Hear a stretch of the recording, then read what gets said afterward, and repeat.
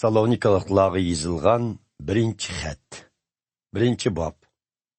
Menki Pavlus ve men orqaliq Silas hamda Timotiydan Xudo otimiz ve Rabbimiz İsa Masihga mansub bo'lgan Salonika shahridagi e'tiqodchilar jamoatchiligiga salom. Xudo sizlarga mehr shafqat ve omonlik ato qilg'ay. Biz duolarimizda sizlar uchun doim Xudoga shukr etib, sizlarni yod etib turyapmiz. Xudo otimizning oldida e'tiqodinglardan kelgan yaxshi ishlaringlarni, mehr muhabbatinglar bilan singdirgan ajringlarni va Rabbimiz İsa Masihga bog'lagan umidinglardan kelgan sabr toqat bilan bardoshlik berganliginglarni doim eslab turyapmiz. Ey Xudo söygen qirindoshlar, bizga ma'lumki, Xudo sizlarni tanladi. Sizlarga yetkazgan bu xush xabarni biz so'z bilanla emas, balki muqaddas ruhdan kelgan kuch-qudrat bilan, shundoqla Xudoning bu xush xabar orqali sizlarni qutqizganligiga bo'lgan to'liq ishonchimiz bilan sizlarga yetkazdik. Biz sizlar bilan birga bo'lgan chog'larda qanday yashaganligimizni sizlar bilasizlar. Bularning hammasi sizlarning manfaatinglar uchun edi.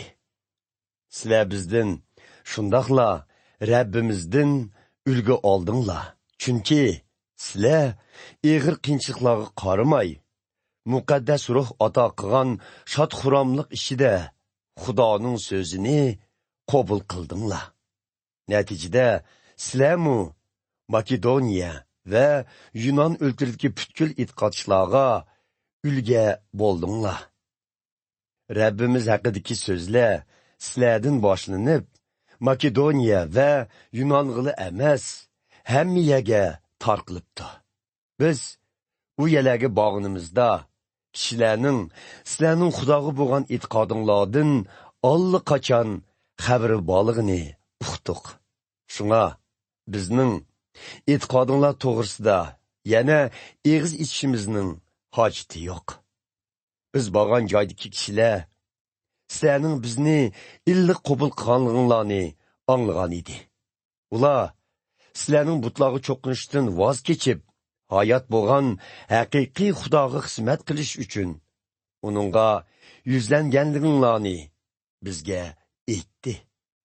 Ular yani bizga sizlarning Xudoning o'g'lining, yani Xudo o'limdan tirildigan İsa Masihning arishdan qaytib kelishini kutayotganliginglarni aytdi.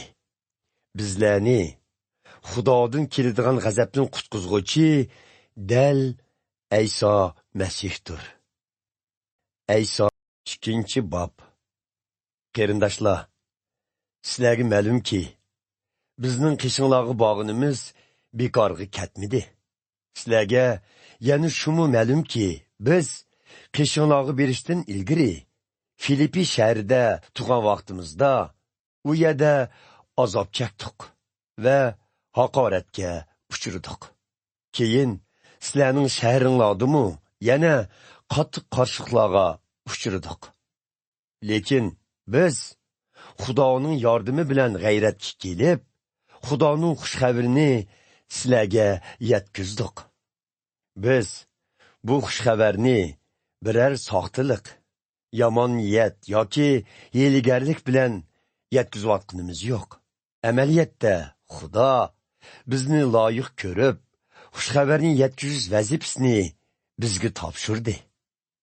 Biz xush xabarni insonlarni xursand qilish uchun emas, balki bizning qalbimizni ko'zitayotgan Xudoni xursand qilish uchun yetkazayotimiz. Sizlarga ma'lumki, biz hech qachon sizlarning yoninglarga xushomad qilg'ili yoki niqoblanib, tamaxo'rlik qilg'ili bormadik. Buningga Xudo guvohdir. Mayli sizlar bo'linglar yoki boshqalar bo'lsin, biz hech kimdan biror maqtosh tama qilmadik. İsa Masihning elchilaridan bo'lganligimiz uchun yordamlarni talab qilishga haqliq edik. Lekin sizlarga xuddi bolalarni bag'riga bosgan muloyim onidek muomala qildik. Shu chog'da sizlarga shundoq muhabbat bog'lagan edikki, biz Xudoning xush xabarini emas, o'z jinimizni taqdim qilishga rozi edik. Chunki sizlarni shu qadar yaxshi ko'ratdik. Qarindoshlar, bizning qandoq tirmishib ishlaganligimiz jazman esinglarda bordir. Biz hech qaysinglarga eg'rimizni salmaslik uchun bir tarafdan kech kunduzlab ishlab, turmushimizni qamdisak, ya'ni bir tarafdan Xudoning xush xabarini sizlarga yetkizdik.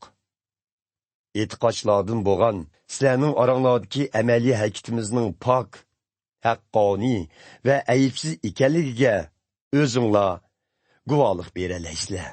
Buningga Xudomu guvohdir. Sizlarga ma'lumki, biz har biringlarga ota farzandiga ajr sungdurgandek ajr sungdirdik. Sizlarga madad berdik, tasalli berdik. Sizlarni o'z podshohligiga va shon sharifiga chaqirgan Xudoning farzandiga loyiq yashashga da'vat qildik. Xudoga hamisha shukr etishimizdagi yana bir sabab shuki, sizlar bizdan Xudoning so'zini anglab, uni qabul qilinglar-da, bu so'zni insonlarning so'zi emas, balki Xudoning so'zi deb e'tirof qildinglar.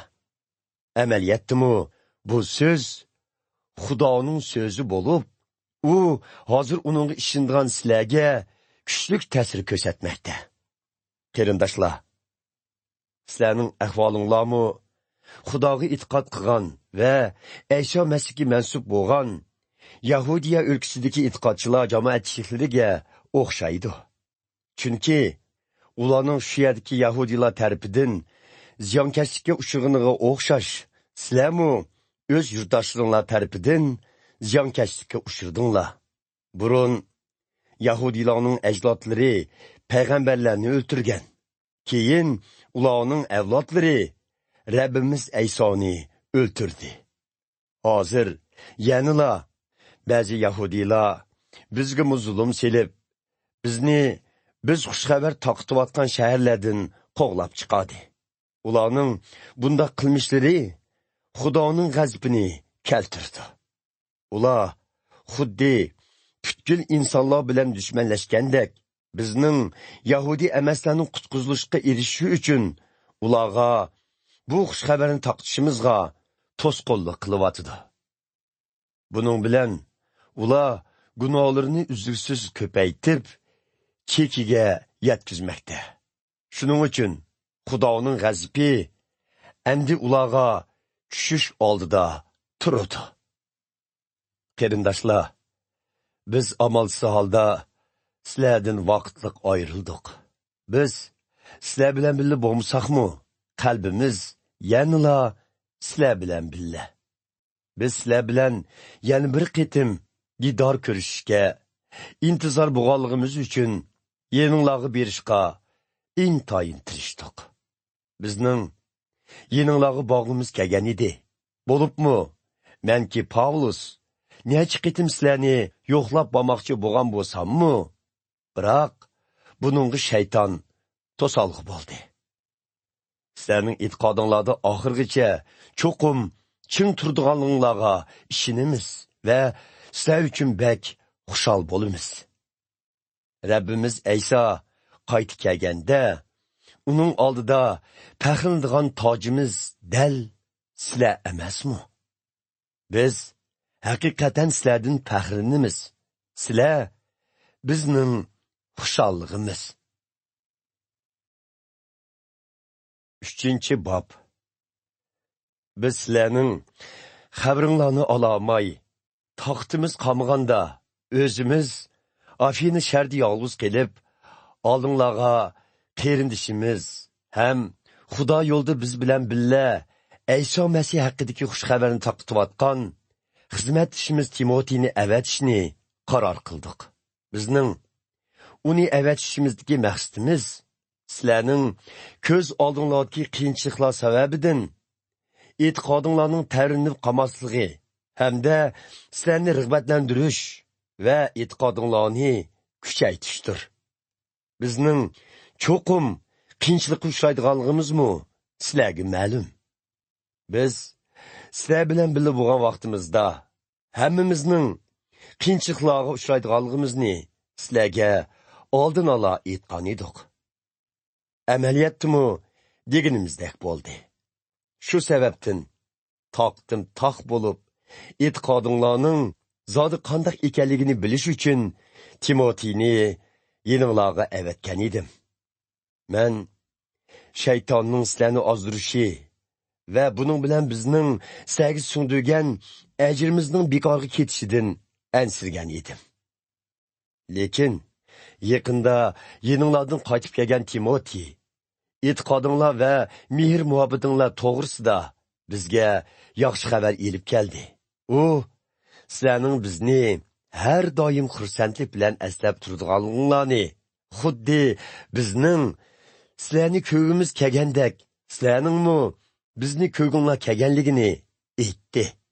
Qarindoshlar, sizlarning e'tiqodinglar bo'shashmabdi. Mushundaq jafo mushaqqat va qiyinchiliklar ichida turgan biz buningdan cho'ng ilhom oldik. Chunki Rabbimizga bo'lgan e'tiqodinglar mustahkam bo'lganligi uchun biz haqiqatan yangi boshdan ruhlandik. Sizlar uchun xushallikqa cho'mdik. Bundaq ahvolda biz Xudoning oldida sizlar uchun qandoqmi tashakkur etmay tura olamiz.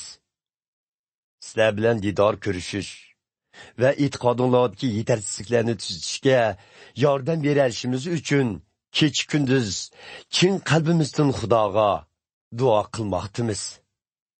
Otimiz Xudo va Rabbimiz Ayso bizning sizlar bilan ko'rishishimizga yo'l ochqay. Rabbimiz sening bir-biringlarga va hamma odamlarga bo'lgan mehr muhabbatinglarni bizning sizlarga bo'lgan mehr muhabbatimizdek to'lib tashdog'ay. Ham shu orqali Rabbimiz Ayso o'ziga mansub bo'lgan barliq muqaddas xalqi bilan birga qaytib kelganida sizlarning otimiz Xudoning oldida aybsiz va pok bo'lishinglar uchun irodanglarni mustahkam qilg'ay. 4-bob. Qarindoshlar, oxirda biz yana shuni demoqchimizki, Xudoni xursand qilish uchun qandoq yashash kerakligini bizdan o'rganib oldinglar hamda sizlar amaliyatinglardimi bizdan o'rganganinglar bo'yicha shundoq yashayapsizlar. Endi Xudoni xursand qilishga texmo tirishishinglarni Rabbimiz Aysoning nomi bilan so'raymiz. Chunki sizlar bizning Rabbimiz Aysoning nomi bilan sizlarga yetkazgan ta'limlarimizni bilisizlar.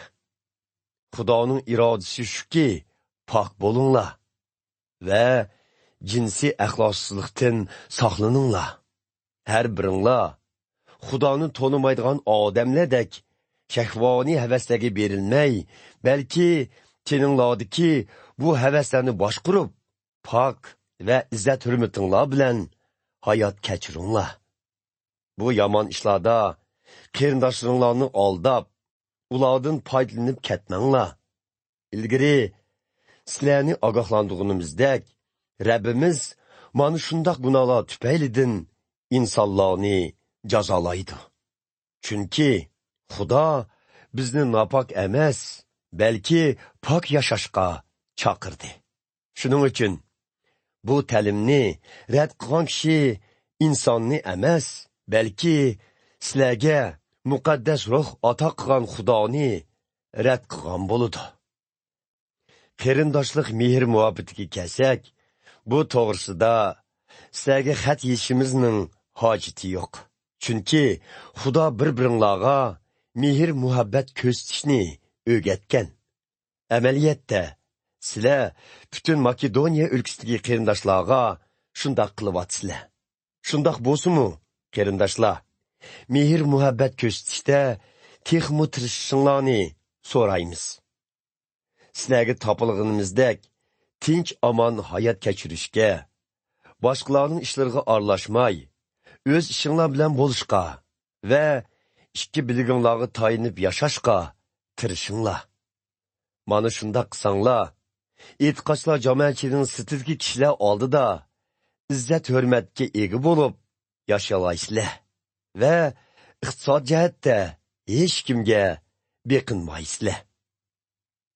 Qarindoshlar, sizlarning Ayşo Masihga e'tiqod qilmay, ümidsizlik ichida yashayotgan kishilardek hasrat chekmasliginglar uchun biz olamdan o'tgan e'tiqodchilar to'g'risidagi haqiqatni xabardor bo'lishinglarni xohlaymiz. Ayşo Masihning o'lib tirilganligiga ishongan ekanmiz. Ayşo Masih qaytib kelganda Xudoning olamdan o'tgan e'tiqodchilarni Ayşo Masih bilan birga elib keldiganligiga ishonishimiz kerak. Biz hozir Rabbimiz so'zi bo'yicha sizlarga shuni aytamizki, Rabbimiz qaytib kelganda biz hayot yashayotganlar hargizmi o'lib ketgan e'tiqodchilardan avval Rabbimiz bilan jam bo'la olmaymiz.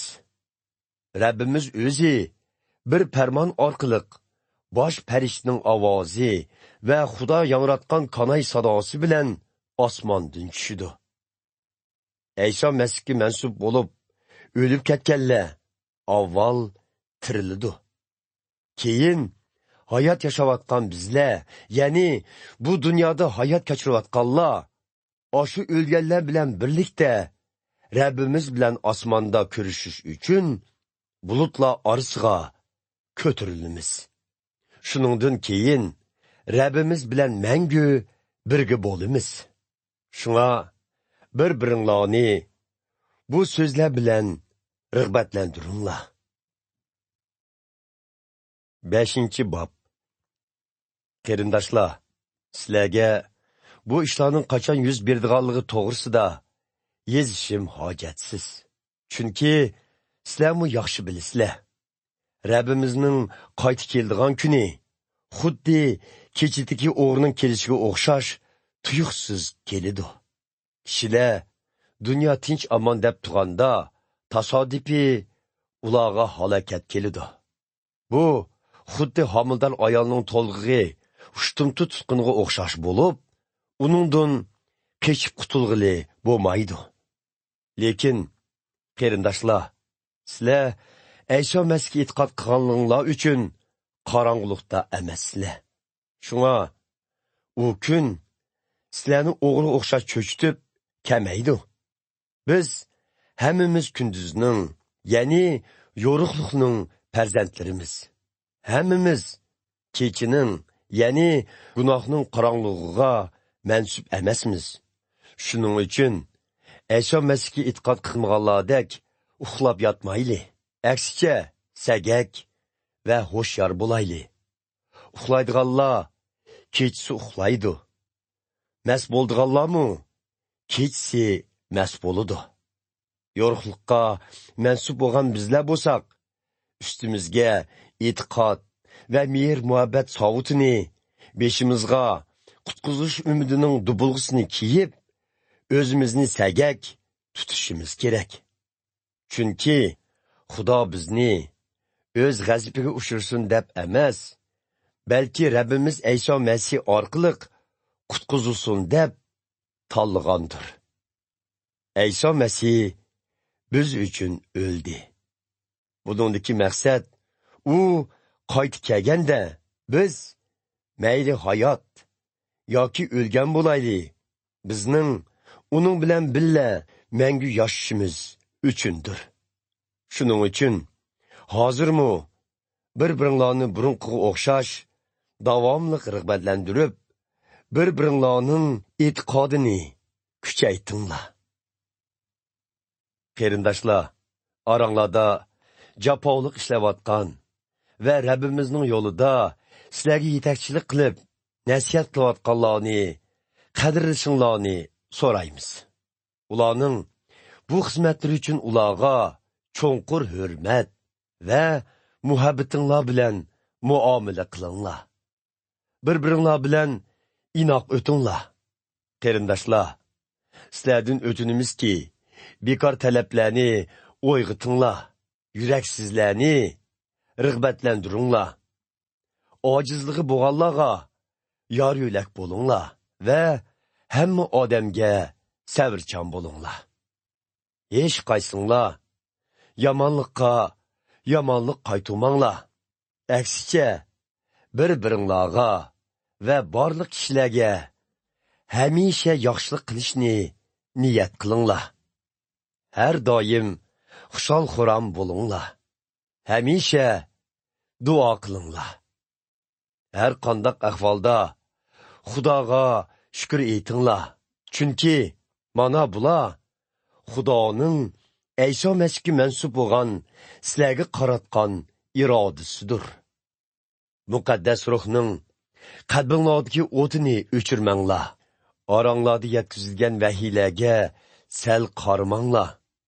Ularning hammasini tekshirib ko'rib, haqiqatan Xudodan kelgan yoki kelmaganligini farq etib, Xudodan kelgan vahiyni qabul qilinglar. Har xil yomonliklardan yiroq turinglar. Bizga omonlik ato qiluvchi Xudo o'zi sizlarni tal to'kis pok qilg'ay. Rabbimiz Ayso Masih qaytib kelguncha Xudo ruhinglar, jininglar va teninglarni ayibsiz saqlag'ay. Sizlarni chaqirgan Xudo jazman shundoq qiladi. U ishonchlidir. Qarindoshlar, biz uchun duo qilinglar. Hamma qarindoshlar bilan mehribonlarcha salomlashinglar. Rabbimizning nomi bilan sizlarning bu xatni shu yerdagi hamma qarindoshlarga o'qib berishinglarni topilayman. Rabbimiz Ayso Masihning mehr shafqati sizlarga yor bo'lg'ay.